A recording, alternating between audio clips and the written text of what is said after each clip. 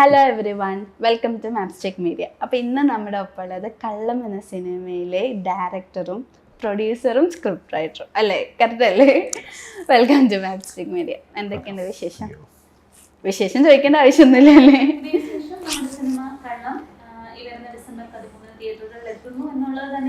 ഏറ്റവും വലിയ വിശേഷം. അപ്പോൾ നമ്മുടെ സിനിമയെ പറ്റിയിട്ട് കൂടുതൽ പറയാമോ? എന്താണ് നമ്മുടെ ശരിക്കും കള്ളം എന്ന സിനിമ?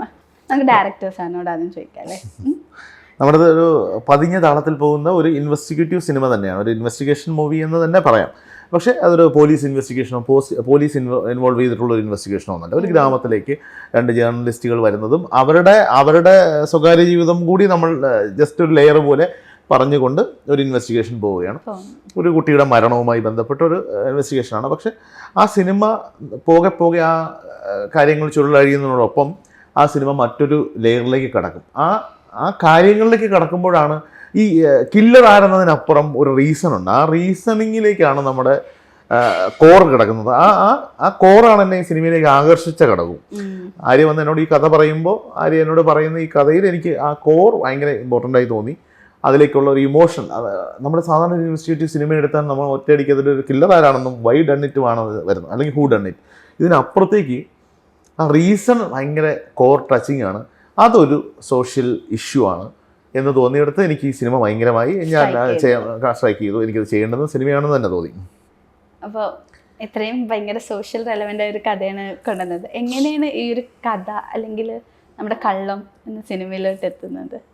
ഒന്ന്, ഒരു സോഷ്യലി റിലവൻ്റ് ആയിട്ടുള്ളൊരു സബ്ജക്റ്റ് പറയാൻ വേണ്ടി അല്ല, ബേസിക് തോട്ട് ഇതിൻ്റെ ഒരു ഇൻവെസ്റ്റിഗേഷൻ പാർട്ട് തന്നെയാണ്. ആ ഒരു കഥ ആ ഒരു രീതിയിൽ കഥ പ്ലേസ് ചെയ്യുക. ഒരു 16 വയസ്സായൊരു പെൺകുട്ടി, ഒരു +1 പഠിക്കുന്ന ഒരു പെൺകുട്ടി കൊല്ലപ്പെടുന്നതും അവളെ അതിനെ തുടർന്നുള്ള ഒരു അന്വേഷണങ്ങളുമാണ്. അതിനെ തുടർന്ന് ഒരു പോലീസ് അന്വേഷണമല്ല.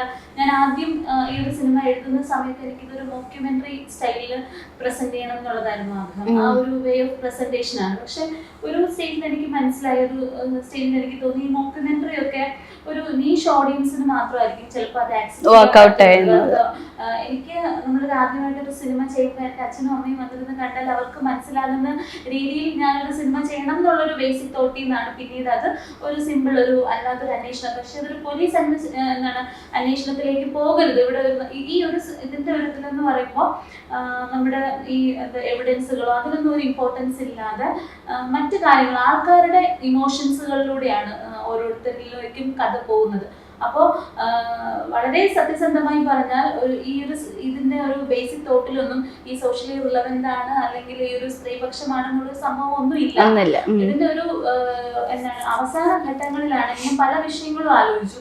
അങ്ങനെയാണ് ഇത് പ്ലേസ് ചെയ്യുന്നത്. ഒരുപാട് സംഭവങ്ങൾ മനസ്സിലുണ്ടായിരുന്നു. പക്ഷെ വളരെ കൺവിൻസിംഗ് ആയ ഒരു സാധനം എനിക്ക് തന്നെ തോന്നി. ഞാൻ ഒരുപാട് സിനിമകൾ കണ്ട് വിമർശിക്കുന്ന ഒരാളാണ്. അപ്പൊ നമ്മളെ സംബന്ധിച്ച് നമ്മളെയും കൂടി സാറ്റിസ്ഫൈ ചെയ്യുന്ന ഒരു സാധനം നമുക്ക് കിട്ടണം. നമ്മളെല്ലാ സിനിമകളും കണ്ട് വളരെ രീതിയിൽ ക്രിട്ടിസൈസ് ചെയ്തിട്ട് നമ്മളെ അറ്റ്ലീസ്റ്റ് നമ്മളെങ്കിലും സാറ്റിസ്ഫൈ ചെയ്യുന്ന ഒരു റീസൺ നമുക്ക് കൊണ്ടുവരണം. അങ്ങനെ കുറേ സമയങ്ങളിൽ ആലോചിച്ച് കിട്ടിയൊരു സംഭവമാണ്.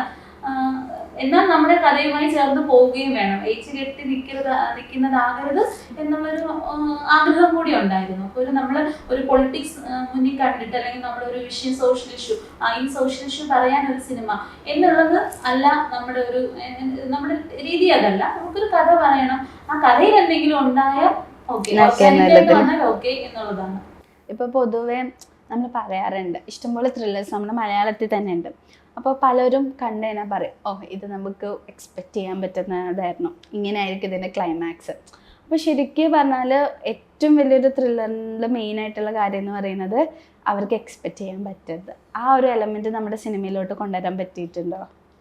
ലൈക്ക് ആൾക്കാർക്ക് എക്സ്പെക്ട് ചെയ്യാനോ ഒന്നും പറ്റില്ല. തീർച്ചയായിട്ടും ആ സർപ്രൈസ് എലമെന്റ് ഞാൻ പറയില്ല, ഈ ഹൂ ഡൺ ഇറ്റ് എന്നുള്ള സർപ്രൈസ് എലമെന്റിന്റെ അപ്പുറമാണ് സിനിമ എന്നാണ് ഞാൻ വിശ്വസിക്കുന്നത്. അതിന്റെ റീസണിങ്ങിലേക്ക് പോകുമ്പോൾ അത് നമുക്കൊരു ഫ്രഷ്നെസ് കൊണ്ടുവരുമെന്നാണ് വിചാരിക്കുന്നത്.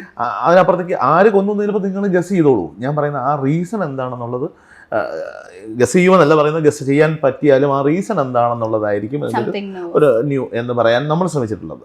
അത് പറഞ്ഞെത്തിക്കുക എന്നുള്ളതാണ് അതിന്റെ ഒരു പോയിന്റ് ആയിട്ട് ചിന്തിച്ചിട്ടുള്ളത്. ഞാൻ അല്ല ഓഫ് കോഴ്സ് നമ്മളത് ഇപ്പൊ അത് ഷോട്ടിൽ തന്നെ നമുക്ക് മനസ്സിലായിട്ടുണ്ട് കില്ലർ ആരാണ്. നമുക്ക് നമ്മൾ ആ ഇതിലൂടെയാണല്ലോ ഇരിക്കുന്നത്. ഇപ്പോൾ നമ്മൾ അതിനുവേണ്ടി കീപ്പ് ചെയ്യുന്ന എലമെന്റ്സ് നമുക്കറിയാം. എസ്പെഷ്യലി നമ്മൾ റൈറ്റേഴ്സ് ആകുമ്പോൾ, അപ്പോൾ ഞാനും റൈറ്ററാണ് ബേസിക്കലി, ഞാൻ ത്രില്ലർ ഇഷ്ടപ്പെടുന്നതാണ്. അപ്പോൾ നമ്മൾ ബേസിക്കലി ഇയാൾ ഒരു നോട്ട് അവിടെ ഇട്ടിട്ടുണ്ടെങ്കിൽ അത് എന്തിനാണെന്ന് ആസ് എ റൈറ്റർ നമുക്ക് മനസ്സിലാവും. അപ്പോൾ അത് ഓഫ് കോഴ്സ് ആ പ്രശ്നം ഒരു റൈറ്ററിനെ സംബന്ധിച്ചിടത്തോളം ഒരു സിനിമാക്കാരനെ സംബന്ധിച്ചിടത്തോം ഓഫ് കോഴ്സ് ഉണ്ട്. അതിനെ ബ്രേക്ക് ചെയ്യാൻ പറ്റുന്നതാണ് നമ്മളെ കൺട്രീസ്. പണ്ട് വെച്ച് നോക്കുമ്പോൾ ഓഡിയൻസിന് നല്ല ഡിഫറൻസ് ഉണ്ടല്ലോ. ഇപ്പോഴത്തെ ഓഡിയൻസ് കുറച്ച് ചിന്തിക്കുന്ന ടൈപ്പാണെന്ന് തോന്നിയിട്ട് ഒരുപാട് ഇന്റർനാഷണൽ മൂവീസ് പല ലാംഗ്വേജിലുള്ള പടങ്ങൾ കണ്ട് ഇരിക്കുന്ന ആ പ്രേക്ഷകരുടെ മുന്നിലേക്കാണ് നമ്മളൊരു കഥ വെക്കുന്നത്. അപ്പൊ നമ്മൾ അത്രമാത്രം ശ്രദ്ധ കൊടുക്കണം, നമ്മൾ പ്രേക്ഷകരെ റെസ്പെക്ട് ചെയ്യണം. നമ്മൾ എന്താണ് ഇത്രയും കോണ്ടന്റ്സുകൾ പല രാജ്യങ്ങളിൽ നിന്ന് പല കോണ്ടെക്സ്റ്റുകളിലുള്ള കോണ്ടന്റുകൾ കണ്ടിരിക്കുന്ന ഒരു പ്രേക്ഷകന്റെ മുന്നിൽ നമ്മൾ വെക്കുന്നു എന്ന് പറയുമ്പോൾ അത്തരത്തിലുള്ള ഒരു പ്രേക്ഷകനെ റെസ്പെക്ട് ചെയ്യുന്ന ഒരു സംഭവം നമ്മൾ കൊടുക്കണം. അത് നമ്മളെ സംബന്ധിച്ച് നമുക്ക് ബഡ്ജറ്റ് കൺസ്ട്രെയിൻസും കാര്യങ്ങളും ഒക്കെ ഉണ്ട്. നമ്മൾ അത്തരത്തിലൊരു ക്യാൻവാസിലല്ല കൊടുക്കുന്നത്. എന്നാൽ പോലും കോണ്ടന്റ് വൈസ് എങ്കിലും നമുക്കൊരു മിനിമം ക്വാളിറ്റി കൊടുക്കണം എന്നുള്ളതുണ്ട്.